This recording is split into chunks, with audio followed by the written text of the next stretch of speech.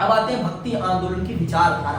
क्या है भक्ति आंदोलन की विचारधारा, क्यों इस विचारधारा का प्रादुर्भाव हुआ, क्यों भक्ति आंदोलन पनपा, ये समझना हम सबके लिए बहुत जरूरी है। क्योंकि किसी भी आंदोलन के प्रारंभ होने के पीछे कुछ उद्देश्य होते हैं। बिना उद्देश्य के कोई भी चीज प्रारंभ नहीं होती है।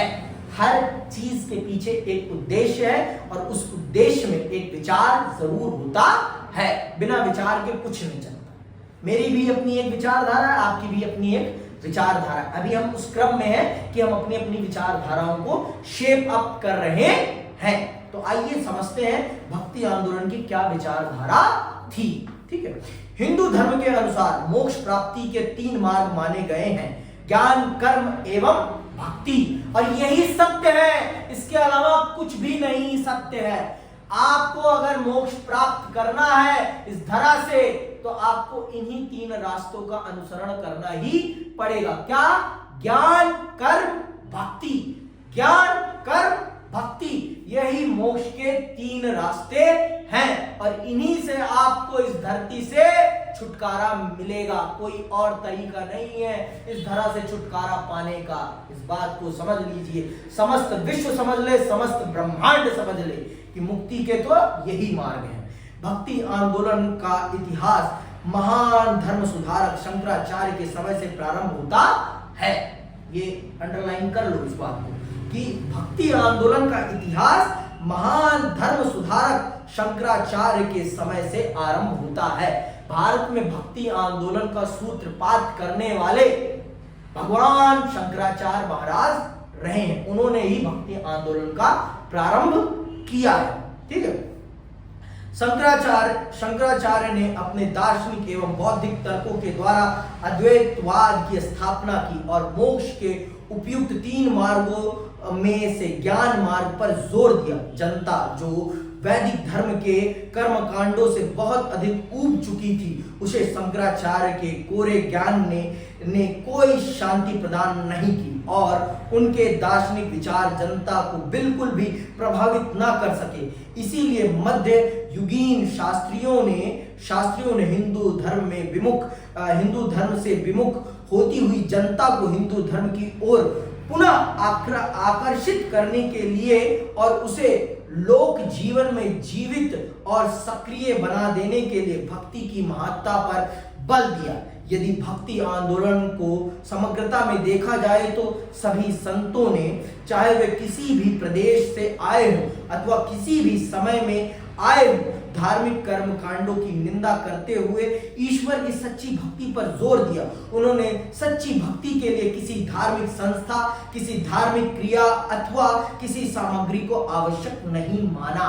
अंडरलाइन दिस वर्ड्स कि उन्होंने भक्ति का क्या अर्थ बताया है हमें। उन्होंने भक्ति का अर्थ बताया है हमें सच्ची भक्ति, जिसमें किसी भी प्रकार का कोई दिखावा नहीं, कोई भी सामग्री नहीं चाहिए, किसी भी प्रकार की संस्था नहीं चाहिए, सिर्फ समर्पण चाहिए। ईश्वर के प्रति आपका समर्पण ही आपकी सच्ची भक्ति है। और अगर आप समर्पण नहीं कर रहे, सिर्फ दिखावा कर रहे, तो वो भक्ति नहीं है, वो दिखावा माना जाएगा। तो आज हमारा भारत दिखावे में ज्यादा बिलीव कर रहा है, वास्तविक भक्ति में कम बिलीव कर रहा है, जो कि एक दुर्भाग्य है। ये दुर्भाग्य है और हमें इस दुर्भाग्य से बचना होगा। हमें ज्ञान, कर्म और भक्ति में संतुलन लाना पड़ेगा अपने धर्म को वास्तविक रास्ते पर रखने के लिए। और अगर हमने इसमें संतुलन नहीं साधा तो हम बर्बाद हो जाएंगे। हम बर्बाद हो जाएंगे, हम अपने धर्म को बर्बाद कर बैठेंगे।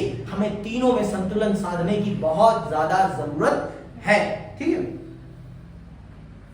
मध्यकालीन संतों का ना तो किसी धर्म विशेष की ओर कोई रुझान ही था और ना ही कोई विरोधी दृष्टिकोण। वे व्यक्ति एवं ईश्वर के बीच किसी धार्मिक आडंबर की आवश्यकता भी नहीं मानते थे। वह तो केवल ईश्वर में विश्वास रखते थे, चाहे उसका नाम राम हो, कृष्ण हो अथवा अल्लाह। उन्हें इससे कोई फर्क नहीं पड़ता था, उन्हें सिर्फ ईश्वर से फर्क पड़ता था। उन्हें सिर्फ ईश्वर का अनुसरण करना आता था। इसके अलावा उनके लिए किसी चीज का कोई अर्थ नहीं था। समझ में आई बात? इसके अलावा उनके लिए किसी भी चीज का कोई अर्थ नहीं था। इस बात को आप समझिए। भक्ति आंदोलन भारत की आत्मा है, भारत की आत्मा को पुनर्जागृत करने वाला आंदोलन है।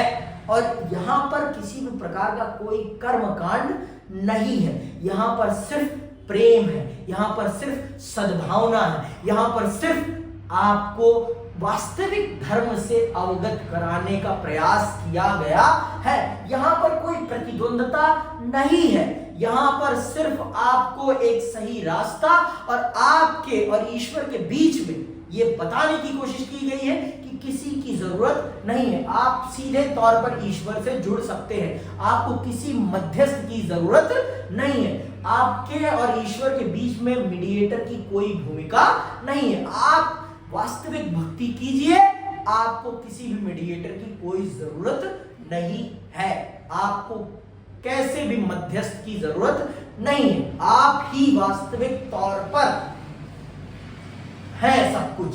मतलब आप अगर सही तरीके का अनुसरण करेंगे तो आप ईश्वर को खुद ब खुद प्राप्त कर सकते हैं, आपको किसी और की जरूरत नहीं है। ये है भक्ति आंदोलन का कोर, सबसे बड़ी बात, इसकी रीढ़ ये है, इसका निचोड़ ये है, इसके प्रारंभ होने के पीछे कारण ये है। भारत का जो धर्म है उसमें आई कमियां, उसमें आई कुरीतियां, उसमें आई जो कर्मकांड, ये उसके उत्पन्न होने का सबसे बड़ा कारण है।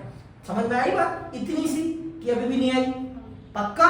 तो ये है आपके भक्ति आंदोलन के प्रारंभ होने और उसकी विचारधारा, क्यों ये प्रारंभ हुआ। तो आज के लिए बस इतना ही करते हैं। अगली क्लास में हम भक्ति आंदोलन को उसकी ऊंचाइयों तक किन लोगों ने पहुंचाया उनको जानेंगे। इसी के साथ मैं विदा लेता हूं। जय हिंद, जय भारत।